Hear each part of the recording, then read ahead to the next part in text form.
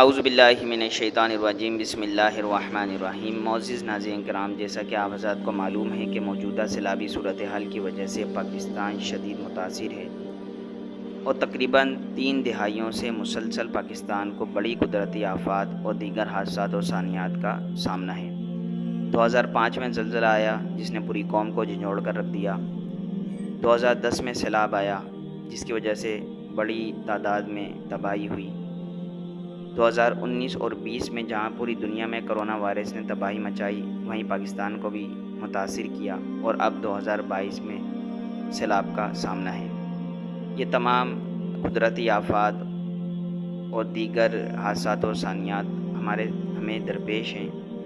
ان کی مختلف وجوہات ہو سکتی ہیں، لیکن ان میں سے ایک وجہ یہ بھی ہے کہ شاید اللہ تبارک و تعالی ہم سے ناراض ہے۔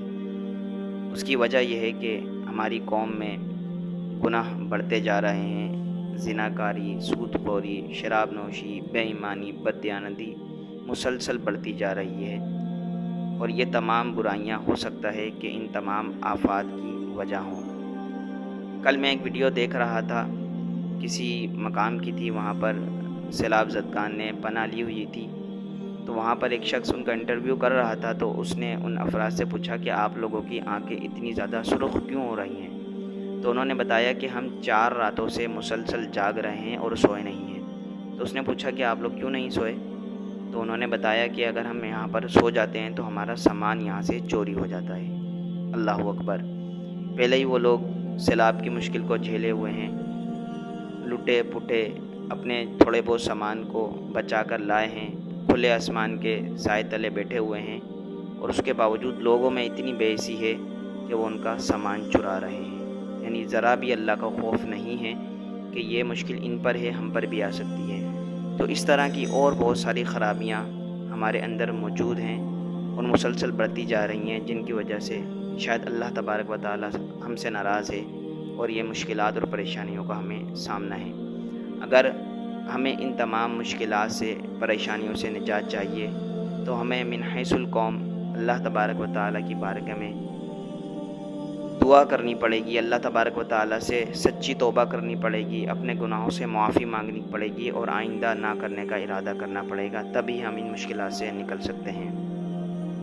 اسی کے ساتھ ساتھ آج میں آپ کو ایک ایسی دعا بتانے جا رہا ہوں کہ جو پڑھنے میں تو بہت چھوٹی ہے، چند الفاظ پر مشتمل ہے، لیکن مشکلات اور پریشانی کو ٹالنے میں اپنا ایک کمال اثر رکھتی ہے۔ اس دعا کا پس منظر یہ ہے کہ جب حضرت یونس علیہ السلام نے اپنی قوم کو چھوڑا اور آپ نے سمندر کا سفر کیا اور آپ کو سمندر میں پھینک دیا گیا، تو ایک بہت بڑی مچھلی نے آپ کو نگل لیا۔ اللہ کے حکم سے آپ مچھلی کے پیٹ میں محفوظ رہے، اور وہاں پر آپ نے اس دعا کو پڑھا، اور اس دعا کی برکت سے اللہ تبارک و تعالیٰ نے آپ کو مچھلی کے پیٹ سے رہائی عطا فرمائی، اور اس دعا کو اللہ تعالیٰ نے اتنا پسند فرمایا کہ اسے قرآن مجید کا حصہ بنا دیا اور اسے سورۃ الانبیاء میں ذکر فرمایا۔ اس دعا کو دعائے یونس بھی کہا جاتا ہے اور اسے آیت کریمہ بھی کہا جاتا ہے، جو کہ یہ ہے: لا الہ الا انت سبحانک انی کنت من الظالمین۔ آپ نے آیت کریمہ پہلے بھی پڑھی ہوگی، سنی ہوگی، اس کے فضائل سنے ہوں گے۔ علماء کرام فرماتے ہیں کہ آیت کریمہ ایک ایسی خاص تاثیر رکھتی ہے کہ بڑی سے بڑی مصیبت ہی کیوں نہ ہو، اگر اس کا ورد کیا جائے تو اس کی برکت سے اللہ تبارک و تعالی بڑی سے بڑی مصیبت کو ٹال دیتا ہے، اور اگر کسی خاص مقصد کے حصول کے لیے اسے پڑھا جائے تو اللہ تبارک و تعالی اس مقصد میں بھی انسان کو کامیابی عطا فرماتا ہے۔ تو ہمیں چاہیے کہ ہم اٹھتے بیٹھتے چلتے پھرتے آیت کریمہ کو ورد زبان کر لیں، اسے پڑھتے رہیں۔ اللہ تبارک و تعالی اس کی برکت سے سیلاب کی جو مشکل ہمارے اوپر آئی ہوئی ہے یا دیگر مشکلات ہم پر ہیں، اللہ تعالیٰ ان کو ٹال دے گا، اور اسی کے ساتھ ساتھ اللہ تعالیٰ سے اپنے گناہوں کی توبہ بھی کیجیے، معافی بھی مانگیے، تاکہ اللہ تبارک و تعالیٰ ہماری ان مشکلات سے ہمیں جلد از جلد نکالے۔ اللہ تبارک و تعالیٰ سے دعا ہے کہ ہمیں عمل کرنے کی توفیق عطا فرمائے۔